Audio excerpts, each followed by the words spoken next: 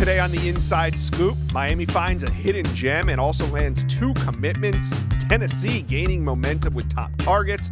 Florida State QB report, plus more on South Carolina and Florida. We've got a big show today. As always, I am your host, Josh Newberg. Let's get to it.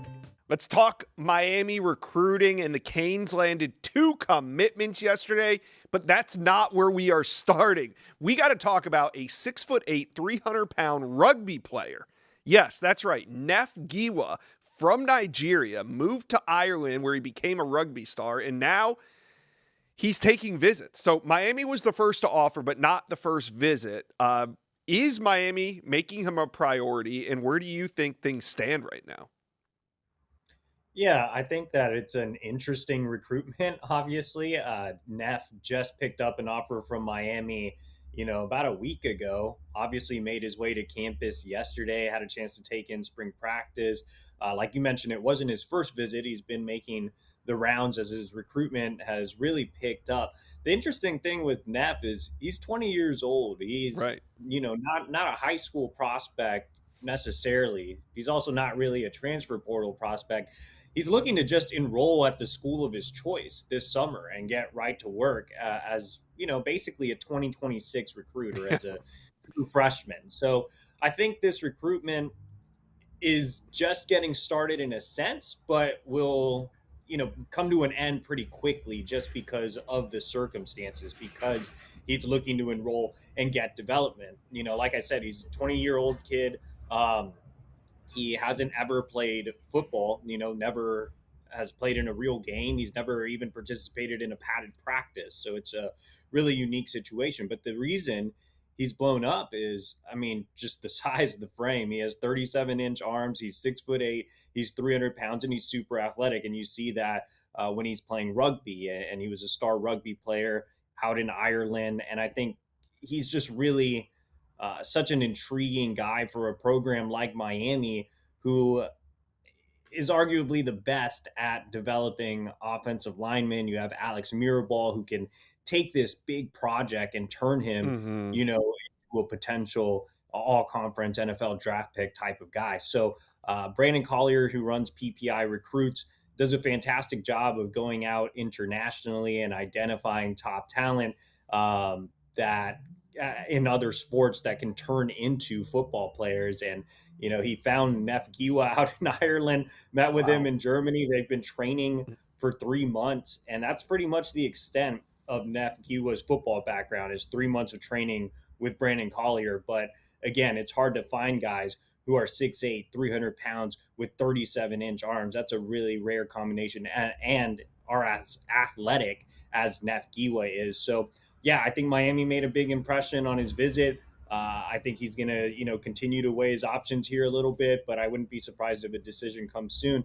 And, if development is the biggest factor, which it should be, again, for all the reasons listed, then Mm-hmm. you have to think Miami has the inside track, on top of the fact that Miami was the first to take a chance on him. All right. So we're talking recruiting on this channel. Generally, we're talking 2027 class, meaning they'll sign in December, they'll enroll at a new program in about 11 months from now. But when we talk about Neff Giwa, we're talking about a guy who is most likely going to enroll next semester, meaning the summer, and then be with the team this fall. You said he's never played football before, so he's likely a redshirt. But we are talking about somebody that could join this roster soon. Yeah, definitely. There is a world where I guess he could follow the boarding school path. Yeah. Brandon Collier has placed some of his international guys at boarding schools. He has one Marvin Engudsop, who has a Miami offer, who was in the Navy All-American game. He's playing at St. Thomas More in Connecticut. So there's a path for that. But, with Neff already being 20 years old and not being in a school right now, I think that it's more than likely that he will end up as, like you said, de facto 2026 recruit who just enrolls this summer. So I think, again, a decision could come soon. And yeah, you're likely seeing a red shirt and a couple of years of development as he, gets adjusted to the game, the speed of the Mm-hmm. game at this level, just everything that comes with transitioning to football. Brand new, again, just a ball of clay waiting to be molded. So really interested to see, one, how his recruitment turns out, and two, if it's Miami, how they can develop him over the next few years. All right. So we're going to continue to follow that storyline, but really an intriguing name at 6'8", 300 pounds, and he can move. So going to be really interesting. Now let's get into these two commitments, both of them on the defensive side of the ball. Sherrod Gordine, a top corner, and defensive lineman Josh Johnson, both committed to the Canes. EJ, why yesterday, and what are the Canes getting in these two? I think Miami's had a really good strategy here of getting guys to commit at these bigger events. You saw Nick Lanier commit on 305 day. This was the first spring practice, so they had two more South Florida guys. I know Key West is way South Florida, but they had two South Florida guys, commit on campus in front of other recruits. And I think that's just a good way to build momentum, to build chemistry between the recruits. These guys are always peer recruiting, whether it's at 7-on-7s or going on visits together, things of that nature. So I think building that foundation of the class with South Florida kids who know each other, who are seeing their peers commit in front of them is a really cool idea with Miami. Those two prospects obviously not ranked super high, but Miami does a great job of evaluating talent and developing talent. And Josh Johnson is one who could really rise as a senior. I mean, he's 6'5", 260 pounds, only played in 5 games as a junior. So, he's a prospect who can play along the front. He could rush the passer, he could put on a lot of weight and be an interior 3 tech. So I think there's a lot to like with Josh Johnson. And Sherrod Gordine is a kid who has a lot of those, ties around the area. He's played 7-on-7 with DEF CON, which is a big team out in South Florida. He's a teammate of fellow commit Jalen Jones. And so I think he's going to be a great peer recruiter on the field. He's a versatile defensive back who likely ends up at nickel. So I think Miami's done a great job here of just, again, establishing that foundation of this class in South Florida. All of the commits are in-state South Florida kids, local kids. If you, again, want to consider Key West part of the area since it's so far south, but all 7 of these guys, I think it's great to see them, target so many of these South Florida kids early, get them on board, get them to start recruiting. And then as you continue to bring in recruits from across the country, you can continue to expand and fill the rest of the class with, national guys and focus on some of the, bigger guys close to home like Mark Matthews. But having all these guys commit, I think only helps you with boots on the ground peer recruiting. Yeah. And growing up as a Floridian my entire life, I would definitely consider Key West South Florida. I mean, what else would it be? Southern Florida? I mean, it is down there, so it's South Florida. All right. That being said, this is just the first week. I think we're only, 1-2 practices into Miami spring. So there's going to be more names on campus. There's going to be more commitments. You want to shoot your shot on who could be next? I think, if you're looking for another local prospect that's going to continue building that foundation, it's Andre Hippolyte. Both Steve Wiltfong and I have predictions in for the Hurricanes. Could easily see him jumping on board. If you're looking for a big name recruit that could, maybe jump on board fairly soon, I'd go with Amir Sears. He's the number 1 cornerback, number 4 overall prospect in the country for 2028, but is looking at reclassifying. So I spent some time with Amir over the weekend. He has not made a decision on whether he's going to reclass to 2027, but that is certainly on his mind. He's listed as a cornerback. Honestly, he could play wide receiver. He was on a team, South Florida Express, this weekend that has Dakota Warrant, top 100 wide receiver, Eric McFarland, top 100 wide receiver. Actually, both of those guys are top 50 wide receivers. The most dangerous weapon on that team was Amir Sears. So I could see him legitimately pulling a Travis Hunter, playing on both sides of the ball. He's that type of special athlete. And if he does reclass to 2027, I don't think, that'll make too much of a difference in terms of getting on the field. Even though he would be younger, I think he's a guy who could make an immediate impact. He's that type of elite talent. So Miami's really surging in this recruitment. He told me the only other school he has a visit set to this spring as of right now is Texas A&M. I expect him to be back at Miami throughout the spring. And with what the Hurricanes are doing in South Florida this cycle, I think that's really opening his eyes, as well as what Miami did with Malachi Toney as a true freshman this past season. All of that, I think, is really appealing to him. And if he's looking at the defensive side of the ball, obviously Corey Heatherman really proved to be one of the best defensive coordinators, if not the best defensive coordinator in college football last year. So I think there are a lot of boxes that are being checked for Amir Sears. Yeah. He could be the next big fish out of South Florida to join Miami. All right, Miami fans, make sure you guys are subscribed to this channel. So many storylines moving. We're going to cover them all. Also, I want to get your opinion on the 6'8", 300-pound rugby player, football player, Neff Giwa. Do you think that Miami should take him? Is he too much of a project? Would you like to see that kind of size on the roster? Let me know. Comment section below. All right, let's talk Tennessee, because the Vols are gaining momentum with top targets after a major visit weekend. Number one linebacker out of Tampa, Caden Henderson, was on campus. Chad, did this visit have an impact on his recruitment? Yeah, I would say so. I mean, I think how big of an impact kind of still to be determined, Josh, but I think for sure it had an impact. Somewhat of a surprise. He went up to Tennessee. I mean, we've heard about the main schools involved consistently: Miami In-State School, Ohio State, and Texas A&M. Those have been the three kind of battling for that top spot. Tennessee to get him on campus, not just for one day, but for a multi-day visit to Knoxville was very big. And I think the key there was linebackers coach William Inge. I mean, that connection, Henderson respects him as a coach. They sat down and watched some film. They watched practice, broke things down. I think everything went extremely well. He met with some players, asked them for feedback about the program, Josh Heupel, the culture.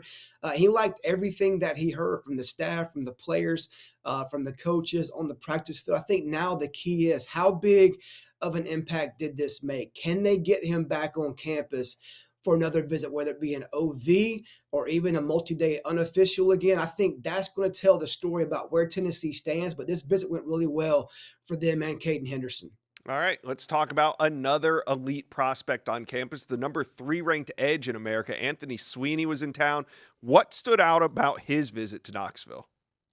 I think practice, talking to Sweeney, just kind of getting that feel for how they do things on a day-to-day in the spring, during the season, team meetings, the speed, the tempo, the direction from the coaching staff, seeing the guys coaching. Obviously, they had some changes on the defensive side of the ball with Knowles coming in as the DC from Penn State. So you want to kind of get a vibe for, what kind of scheme they would run, how he would fit into that.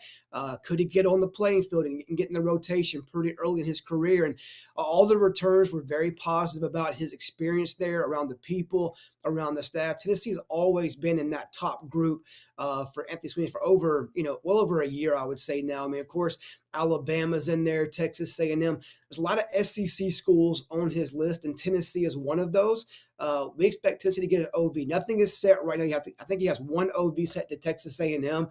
We think UT's in line to get another one from him at some point in June. All right. I noticed in-state tight end Malik Howard was on campus. My question is, how much of a priority is he to this Tennessee staff? Oh, he's a big one. I mean, you could talk about, number 1 linebacker Caden Henderson, number 3 edge rusher Anthony Sweeney. Those guys are really high on Tennessee's board, but a little bit different with Malik. That guy lives 30 minutes from campus. That they have to keep that kid home. He's right there at Oak Ridge High School, same high school T. Higgins went to. He went to Clemson. They don't want to let him get away like T. Higgins did years ago from the local program. So look, it's been jockeying back and forth between Tennessee and Alabama. Who's the team to beat? Bama, Tennessee. Miami's in there, Texas A&M, LSU.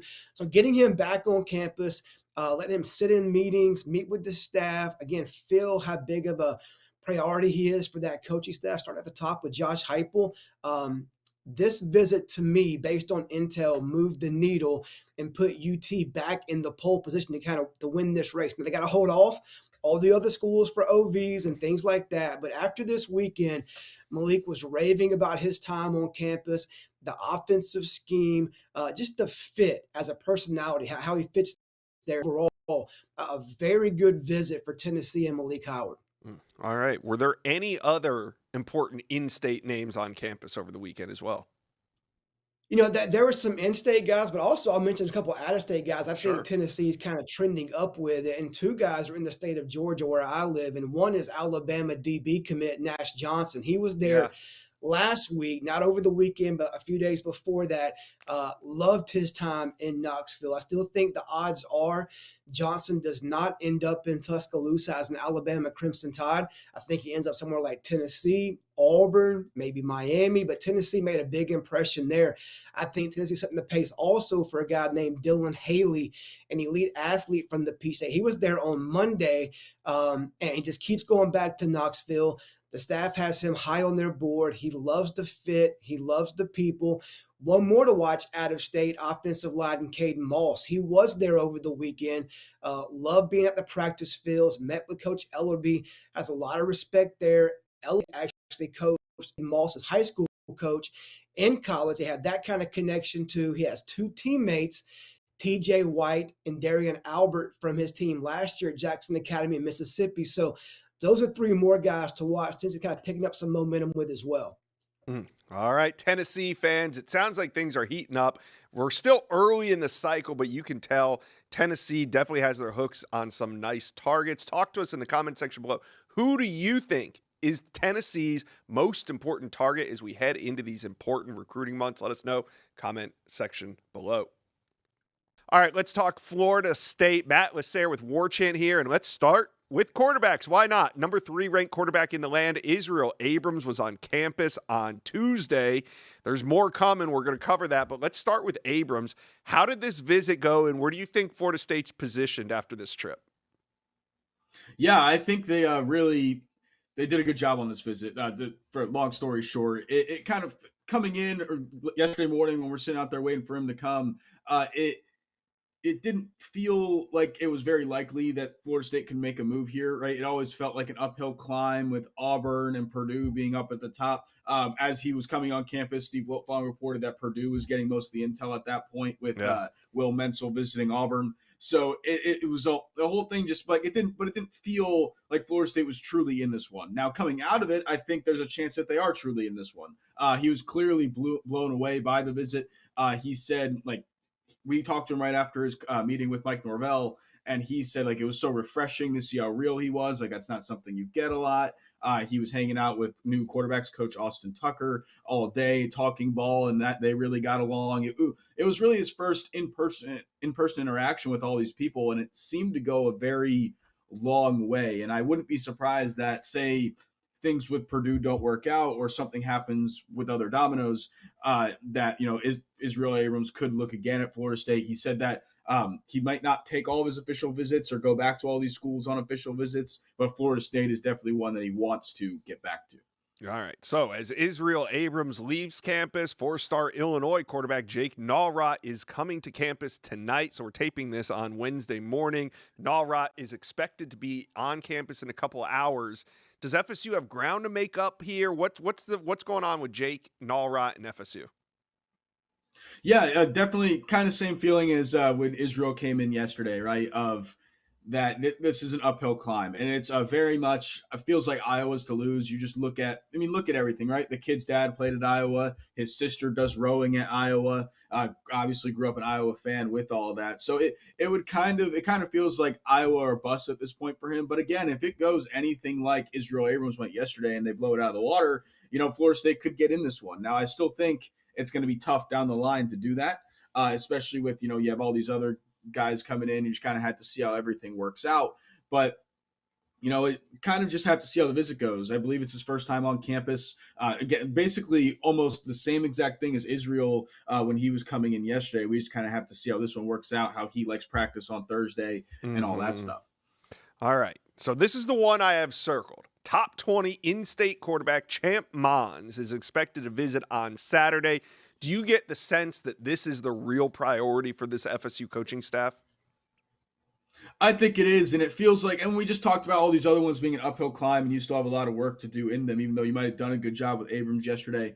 It's always felt like, at least to me, that Champ Monds needs to be your top guy. It's your most likely candidate when it comes down to it. It's a guy that you've offered when he was going into his freshman year before he reclassed, so I guess now it would be considered his sophomore year. But right. When he was when he was on campus for a 7-on-7 camp with Vero Beach, Mike Norvell saw him for the first time and offered him right on the spot, and we all got to sit there and watch it happen. It was really cool. And Florida State has really been in this one ever since, even with top names like Notre Dame, Ohio State, Florida. He's visiting as well coming into it. Yeah.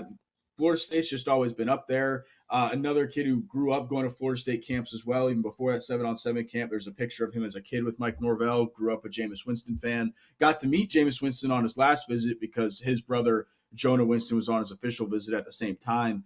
So it's all kind of worked out well. And I think this is just one, it's the in-state guy. It's the one that you've been on the longest. It just makes the most sense. And he'll be back on campus on Saturday for Legacy Weekend, which is where, if people don't know, we're a bunch of alumni, recent alumni really come back to Florida State. It's when they do Pro Day. Pro Day will be on Friday as well. Guys are already showing back up for Pro Day. I think Tommy was back. I think I saw him yesterday when I was out there. A bunch of the guys were showing back up from last year's team getting ready for Pro Day. So you get to see all of that as well. So I think it'll work out well. It'll be interesting to see if they really start pushing for Champ on this visit, because Champ, with being reclassed, has kind of taken this a little slow, right? He's basically packing his whole recruitment into a couple months span. So but being a quarterback, you probably need to make a decision soon, just the way dominoes fall. So talking to sources around that recruitment a couple weeks ago, they're really hoping for clarity after these spring visits that he's taking. It'll be interesting to see if they get any clarity coming out of this FSU visit this weekend. Yeah, it'll be interesting to see where you feel. We're going to follow up on all that next week, but we're going to also talk about Legacy Weekend here in a minute. But before we get to the weekend, I want to talk about two names that were on campus. Let's start with Alabama offensive lineman Jatori Williams. Seems like FSU's got some traction here. Yeah, and this is another one that Florida State has been in on for a while. He was at that Alabama game when he was committed to Alabama when Florida State won at the beginning of last season. I think he took another visit that season as well, was back for a junior day in January, and then was back again yesterday for a practice. He's still going to go see Miami and Kentucky. But yeah, Florida State has been in this one for a while. Been talked to sources around the recruitment. He didn't talk to us yesterday. Jatori's not much of a talker if you've ever interacted with him. But talked to his people around him, and the sources told me that he really loves FSU, and he really loves every time he gets to go there. So yeah, this is, when you look at offensive linemen, this is probably the highest ranked offensive lineman, the highest guy that they have the best shot at right now. And I think they've done a really good job. He'll be back for an official visit June 12th. But all signs right now show FSU doing a really good job before he takes that Miami and Kentucky visit. All right. The other name I want to talk about before we get into next weekend is top 15 linebacker Jeremiah Culpepper. He's from the state of Georgia. He was on campus yesterday. Where's FSU stand? This is a weird one because he already has all of his official visits scheduled. I think it was Texas, LSU, Virginia Tech, Auburn. I feel like I'm missing one, but what do all those have in common, Josh, is that they all really like to spend, and we think Virginia Tech is going to start spending with James Franklin, right? So it's kind of interesting to see Florida State get in this one. I think they've needed to with, Caden Henderson dropping him out of his top 5, so you need a new top linebacker. They told him on the visit that he was their top guy when it comes to linebacker, and he clearly enjoyed the visit. Ernie Sims, FSU legend linebacker and new linebackers coach Ernie Sims, has done a very good job in this recruitment, staying on him and eventually obviously getting him on campus. As for an official visit or a return, he said it's possible that he comes back before an official visit, and the official visit is up in the air, but definitely possible. It's probably more of a question of, can you squeeze it in? What's it looking like there when you already have this schedule built with a bunch of big hitters? He was coming off an LSU visit. I think that was the one I forgot. So a lot of big names in this recruitment. It'll be interesting to see if FSU can keep working on them and get into it, really. But I think they took a huge step with getting him on campus yesterday. Everything that we've heard coming out of the visit is that it went really well.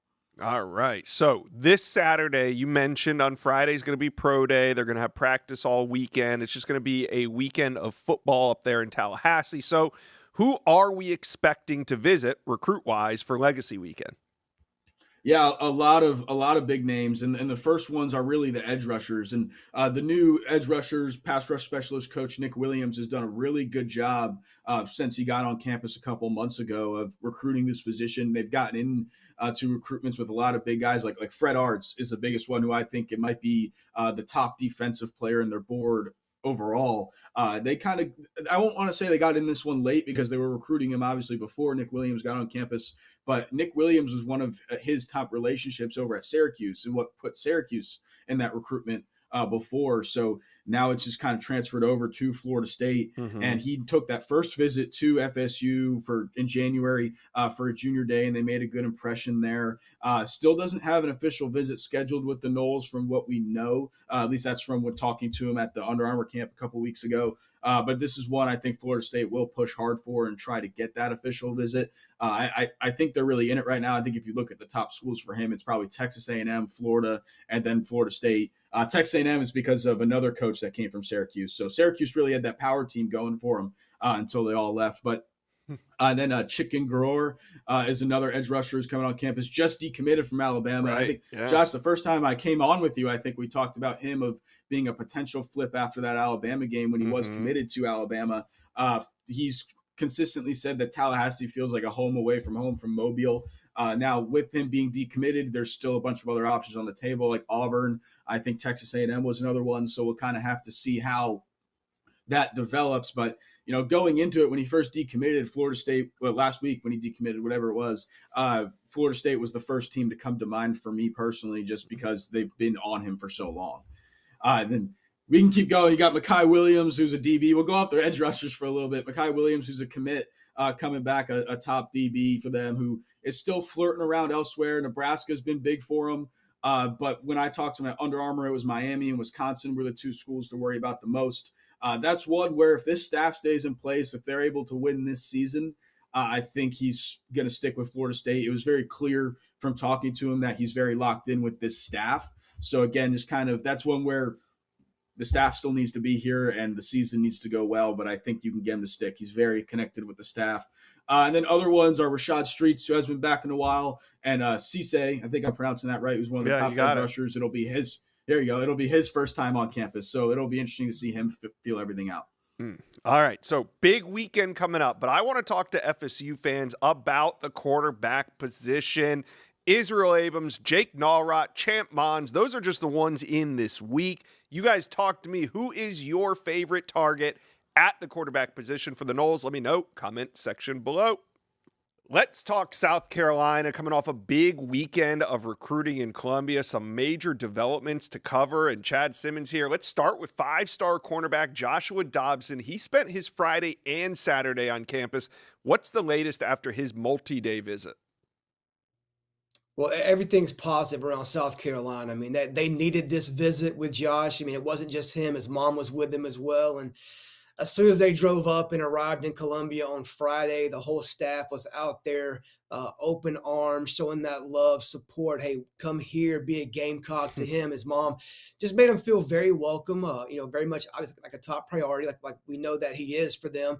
Then he got a chance to kind of hang out with players, watch practice, sit in with meetings with the defensive backs. Torian Gray met with Shane Beamer, hung out with players. I mean, went out to dinner that Saturday evening with the team. So just all around very good experience for Joshua Dobson. And the biggest thing is that he left that visit locking in an OV for South Carolina for June 19th, the last weekend. He'll take a visit before he makes his decision. So they'll get that final shot against teams like Texas A&M and LSU and some others. But an overall very good visit for both South Carolina and Joshua Dobson. All right, another intriguing name on campus was edge Abraham Cisse. Now, he's been taking some visits. He's from Downingtown East, Pennsylvania, and he was in Columbia to watch practice, meet with the staff. How did it go? Yeah, I think as good as it could have been. I think obviously nothing said as far as OV with him just yet, but the key there is Deion Barnes, a new edge coach for South Carolina, was hired from Penn State's old staff. Obviously, he's from Pennsylvania. Cisse, he knows Barnes very well. Penn State's been a school on his list for some time, and that connection, that relationship got, South Carolina's kind of foot in the door per se in this race. He saw practice. He talked to Dylan Stewart. He hung out with Coach Barnes, talked some X's and O's and potentially what the fit could be like in that defensive scheme at South Carolina. So look, returns were very good from Cisse about his time in Columbia. We'll see if they get him back on campus for an OV in the summer. All right. So we've been talking a little South Carolina on this channel, especially at the quarterback position. So were there any other developments at quarterback with a big visit weekend in town?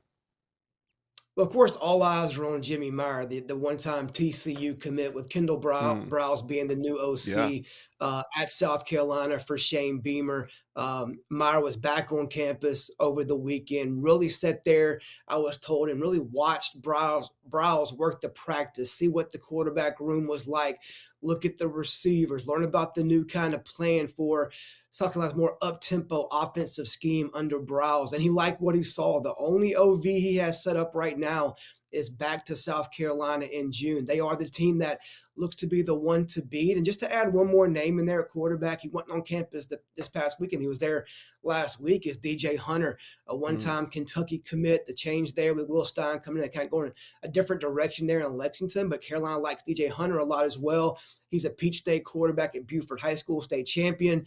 I would say those are 1-2 guys to watch at quarterback for South Carolina, but a lot of eyes are on Jerry Meyer right now. All right. So I saw you had a big article up on rivals.com coming out of this big visit weekend for South Carolina. What other priority intel can you share with South Carolina fans before we get out of here? You know, they had a good weekend. I mean, everything, obviously you think every weekend's going to be great, getting them on campus, wine and dine, showing practice, all that kind of stuff. But they made some big moves this weekend with guys we just talked about. And a guy like Josiah Fields, a D-line target from North Carolina, I think they're the team to beat there. South Carolina is. I think offensive lineman Will Endicott from Texas, he was back. They're the team to beat for him as well. O-line Jackson Elston from Alabama. Carolina's a team to beat there. They had Nate Carson from Irmo right around the corner from Columbia. He was back in town. They're up against teams like Tennessee and some others there. They made a very good move there with him. So overall, you didn't get the commitments and all of that, but outside of that, everything was very positive over the weekend with South Carolina. All right. Well, we will be talking much more South Carolina recruiting. So, Gamecock fans, make sure you guys are subscribed. Let's talk about the Florida Gators. In this video, we're going to give you a closer look at the next group of superstars headed to Gainesville. Florida signed a total of 20 high school recruits in their 2026 class. It was a great start from Billy Napier that was built upon when John Summerall arrived after the season. Now, it was kind of a crazy cycle. Teams tried taking their top recruits, but the loyalty in this class is strong, and UF has an impressive haul heading to Gainesville. Let's take a closer look at some of these top-ranked players in UF's 2026 class. We'll start with the highest-ranked player, wide receiver Davian Gross. Now, he's from Frisco, Texas. He goes 6'1", 190 pounds. You can see why he was so coveted. Number 60 overall, the 10th best wide receiver in America. This one was interesting because Gross is an out-of-state recruit. So he committed to Billy Napier over the summer, loses the head coach that he committed to. Teams from all over trying to keep him. Well, Texas teams were trying to keep him in state. Other teams were trying to flip him. But he said, no, I'm a Gator, and he is headed to Gainesville.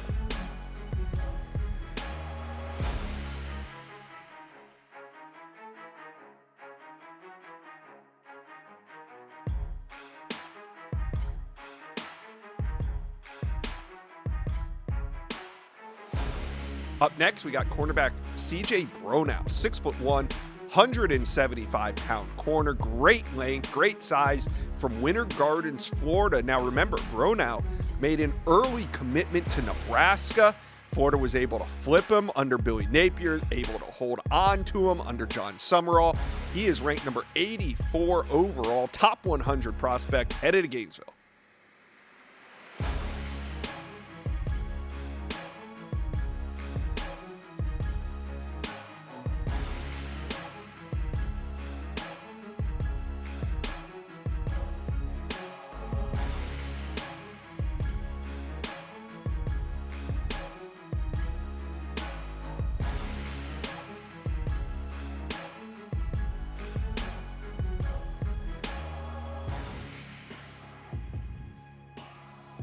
Up next, we got edge Kevin Ford, 6'3", 245 pounds, coming off the edge fast. He is from Duncanville, Texas, number 149 overall, so just inside that top 150 where we're talking the best of the best. And he's another prospect that the Gators had to hold on to. Kevin Ford is from Texas. Teams like A&M were after him, Texas Tech. There was a bunch of teams knocking on his door when Billy Napier was fired, but John Summerall able to get in there and reassure him that Florida is the place to be.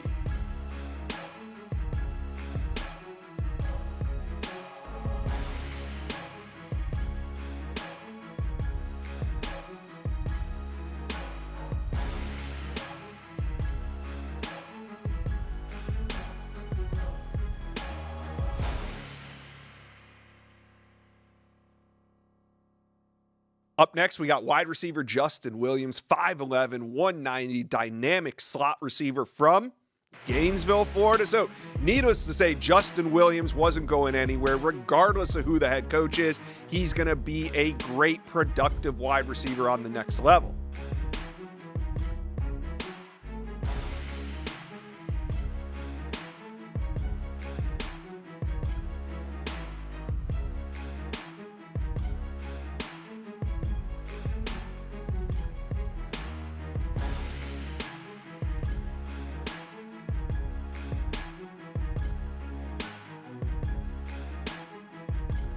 Up next, we got defensive lineman Jeraylin McCoy. He's from Tupelo, Mississippi, and he was not an easy out-of-state pull. Why? Because of his size. 6'6.5", 265 pounds. He's quick off the ball. He's strong. He has size. He is going to be an anchor on that defensive line class from years to come for the Florida Gators. Jeraylin McCoy, as you can see, a great pickup for the Gators.